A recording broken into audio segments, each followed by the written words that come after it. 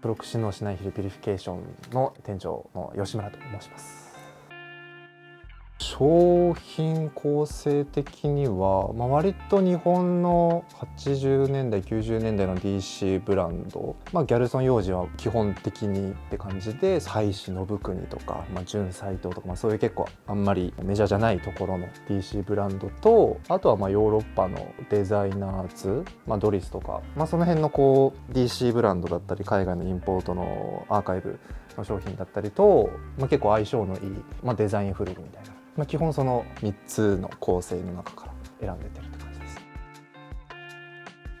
トゥミっていうブランドなんですけど、ビジネス系のバッグとかが主流のブランドがやってたアパレルラインで、これもお客さんから聞いたんですけど、お客さんの友達が昔トゥミで働いてたらしくて、でこれを取り扱ってたらしいんですよ。でその店員さんに聞いたら、当時全然やっぱ売れなくってみたいな、2000年代半ばぐらいのアパレルラインのトゥミなんですけど、基本的に旅行絡みの服みたいな感じになってて、ポケット、割とデカめのポケット、ここまくるとこういうね、パスポートとかカードケースとか入れる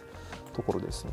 でこっちがね、ペンとかさせるポケットがついてたりとかで、この後ろもクッショニングみたいな、旅行カバンの下のクッショニングのところをアパレルとして使ったりとか、ここも多分ね、飛行機とか乗る時に多分ちょっと快適な感じにしたりとかっていう、あんまりブランドらしくないっていうところをやっぱり推したくて、例えばそのトミーに対するイメージを変えたいとか、ディーゼルに対するイメージを変えたいとか、そういう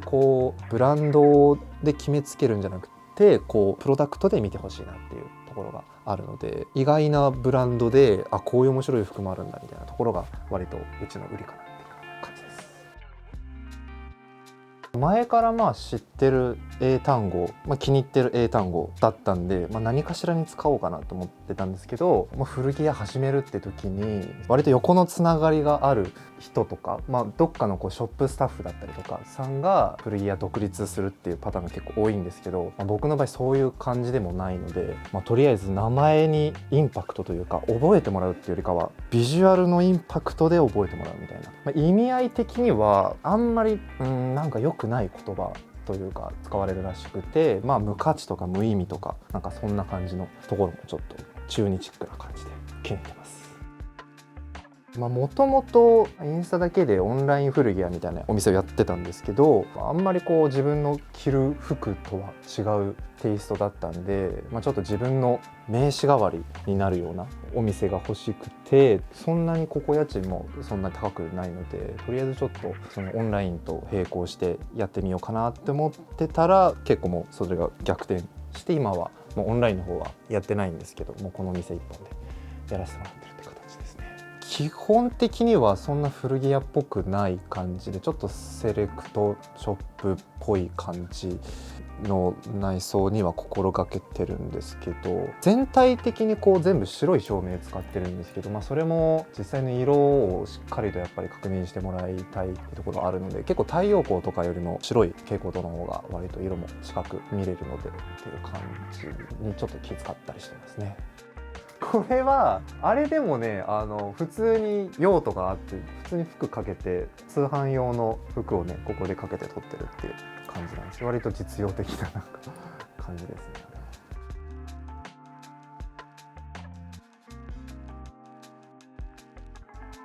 これは自分で作ってるブランドなんですけど、僕のシグネチャーラインみたいな感じで着たい服を作ってるみたいな。今年の冬ぐらいに結構がっつりコレクションじゃないですけどやってました。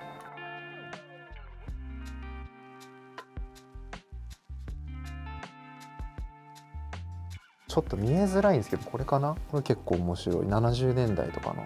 アンティーク照明みたいな感じですね。全体的にインテリア結構面白いのが多いかなと思うんですけどね。いわゆるミッドセンチュリーって言われてる年代の古いものと新しいものの狭間みたいなところの年代が割と好みのやつが見つかるっすかね。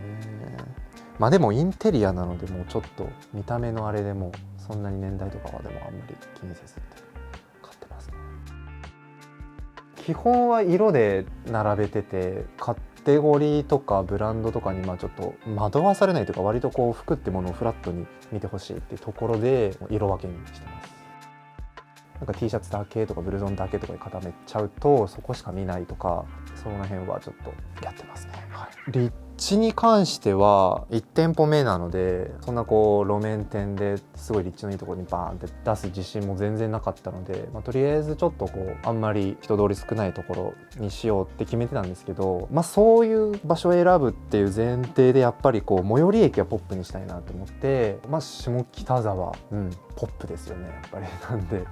最寄り駅はポップにして立地はちょっと変なところにあるっていうところで、結構家賃との兼ね合いもあるんですけど、なんか逆にこの立地だからみたいな感じで来てくれるお客さんもいるんで、なんか良かったのかもしれないです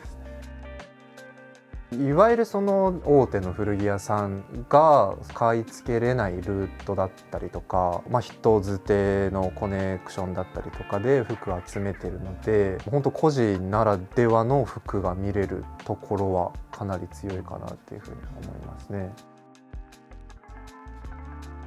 やっぱりお客さんと喋っててっていう中で起こることはやっぱり基本的に多いんですけど、県外からここにめがけて来てくれてとか、一回うちで買い物してくれてその服でもう一回来てくれるとか、そのスタイリングを見て、うちの服こういう合わせ方もあるんだみたいなところで、僕自身と勉強になったりとかもあるので、お客さんのそういう良かったですとか嬉しいです楽しいですみたいな声がやっぱりなんだかんだで一番やっててよかったなっていう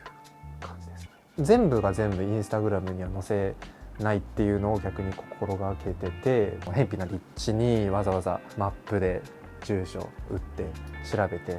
わざわざここまで来てくれるっていうことに対してやっぱり全部を載せないで、やっぱお店に来てもらうロイヤリティみたいなところでは、こんなのもお店にあるんですねみたいなところですかね。なんであんまりこう全部が全部載せすぎないようにしてるっていう感じです。小学校低学年ぐらいから割と服は好きだなというか興味はあったんですけど、決定的なのが全然そのファッションとはちょっと違うんですけど、ミニバスかな入ってて、ある日友達が結構発色のいいオレンジ色のオーバーサイズめのスウェットを着てきて、当時の僕からしたらその色だったりサイズ感だったりとかがもう衝撃的すぎて、なんだこいつはみたいな感じが結構こう鮮明に残ってて、そこからなんかこう自分でちゃんとこう服を探すみたいなのが始まったような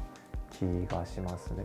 でお店始めるきっかけ的には、そのさっきのそのオンライン古着屋をやってたっていう話だったんですけど、そのお店やってて同業者に下北沢にあるんですけど、ノイルっていう古着屋さんとイオットってお店が古着屋さんあるんですけど、そこの2店舗のオーナー2人と仲良くて、で、僕だけそのオンラインだけでやってたんで、飲みの席でそんな感じだったらお店自分で試しにやってみたらみたいな、結構やっぱ同い年の実際お店やってる友達からの言葉が結構でかくて、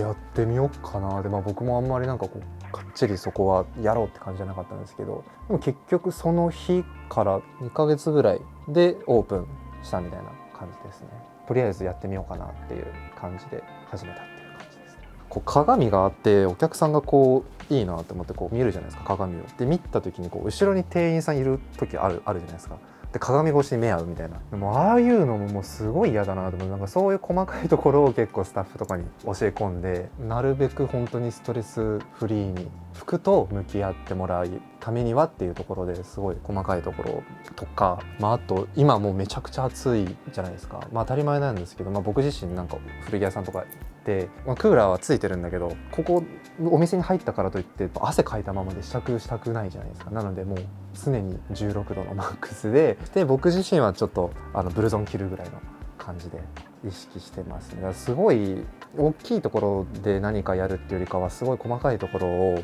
僕自身だったりスタッフとかにお願いしてやってるっていう方針ですね。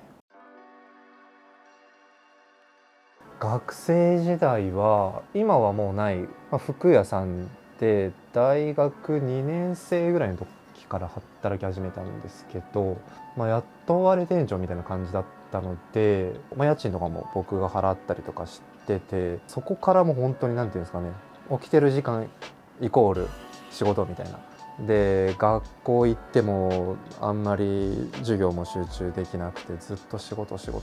ていう本当にど貧乏時代が大学3、4年生かな。それまでは普通に4年生の大学だったんで、服好きな大学生ってところからその店入って、本当に大変な感じでしたね。そんなめちゃめちゃ力入れてるわけじゃないですけど、高校大学はずっとバンドやってました。服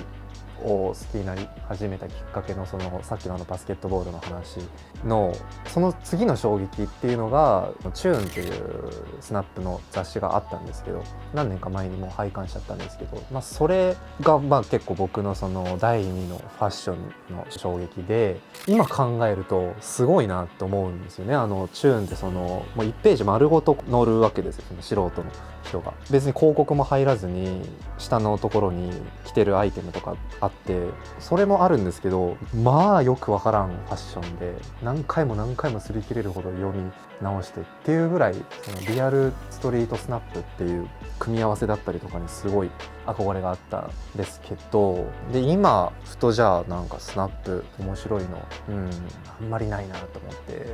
じゃあちゃんとこう約束とかそういうのしないで、もう本当に僕が街に行ってそこの街に歩いてる人のスナップを撮りたいなと思って、とりあえずまずは自分がこう10年後とか20年後とかに見返して、普通にこうスナップを見たいみたいな感覚で見返したいっていうところが、もう究極の自己満ですかね。なので1時間に1人2人2時間に1人2人しか見つからなくても頑張れるってところですかね。多分お金のためとかだったら多分そんな頑張れてないんですけど、やっぱり自分自身の好きなことっていう感じなので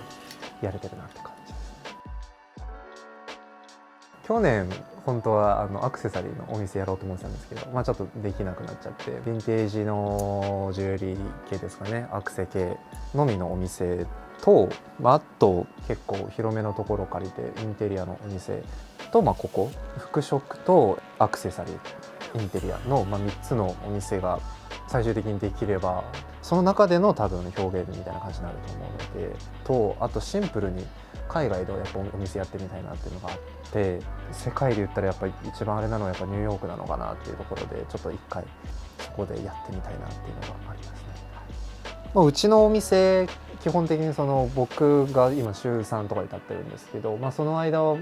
僕が立ってるので、お客さんとかもスナップしたりとかもたまにあるので、あんまりこう他の古着屋とかで多分あんまこうがっつりスナップと取られるとかもあんまりないと思うんで、その辺とかちょっと面白い感じで遊びに来てほしいなっていう感じですね。買い取りもやってるので、ちょっとぜひ持ってきてください。